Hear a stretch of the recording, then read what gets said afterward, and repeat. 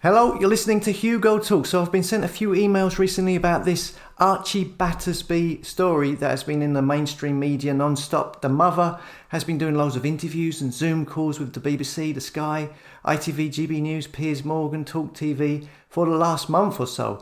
If you're not familiar with the story, this boy Archie Battersbee was unfortunately seriously injured at his home in Southend on April the 7th, 2022. He went unconscious with a ligature in his head while attempting a blackout challenge on TikTok.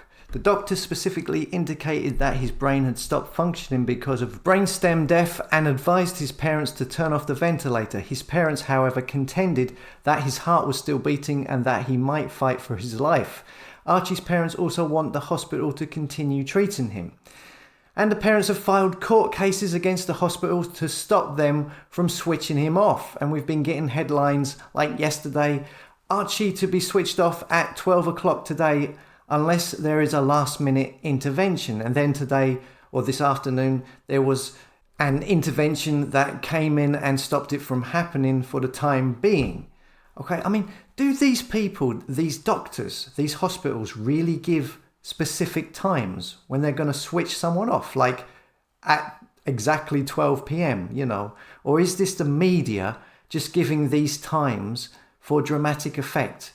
And if that is so, then this story is being used and exploited to emotionally manipulate the public.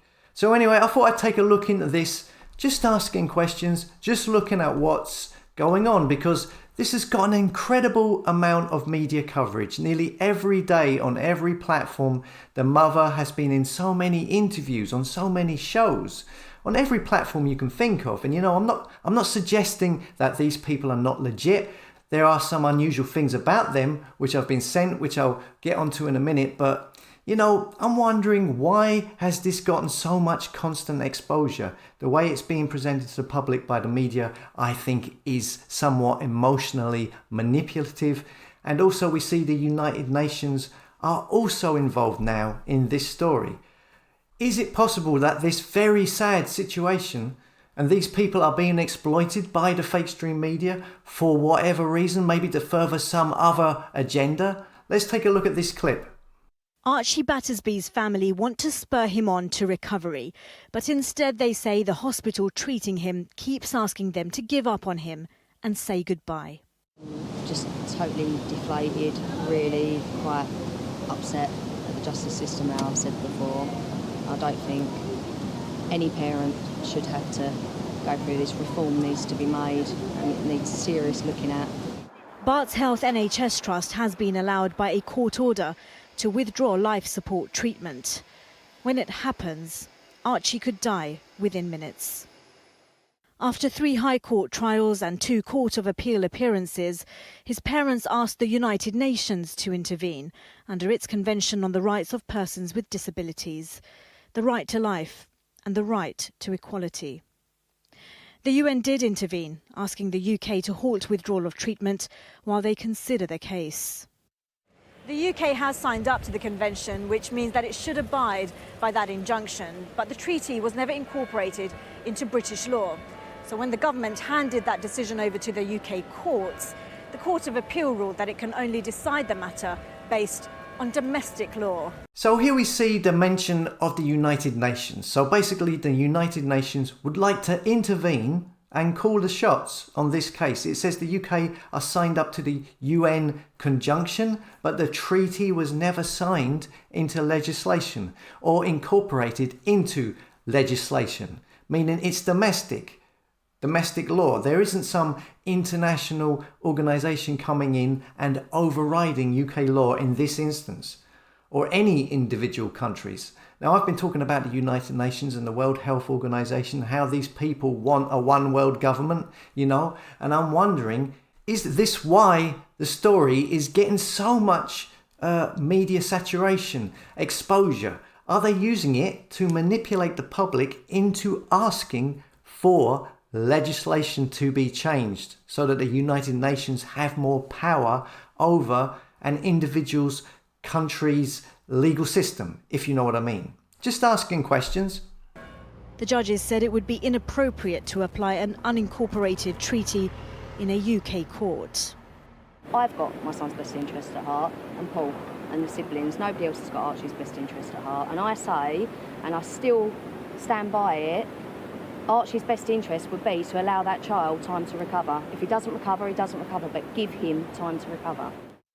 The family say they'll take this matter to the Supreme Court, not for the first time. The Trust say they'll prepare to withdraw treatment after midday tomorrow. Archie's family will again be asked to say goodbye. OK, so today they didn't switch it off at 12 p.m, as there was a last-minute intervention. I mean, it's a sad situation, but it does seem that this story is being amplified in order to possibly push through maybe some form of new legal system, some legal reform. Now, I've also been sent a lot of stuff about the mother, her name being Holly Dance. Now, none of this means that what is happening is not happening, but it's unusual. So when looking into a story, you need to look at the individuals involved, and the mother, Holly Dance, has been interviewed extensively throughout this ordeal.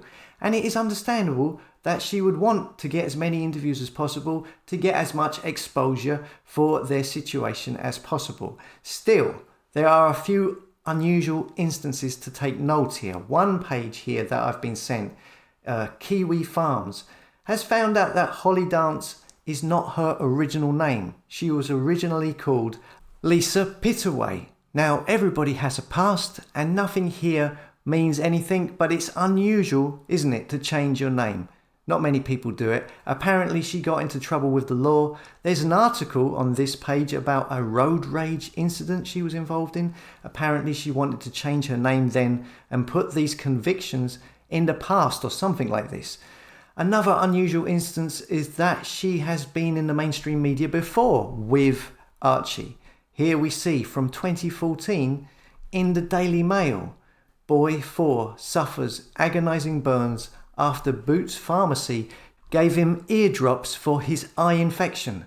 Archie Battersbee developed conjunctivitis after starting primary school. Doctor prescribed eye drops, but Boots Pharmacy dispensed eardrops.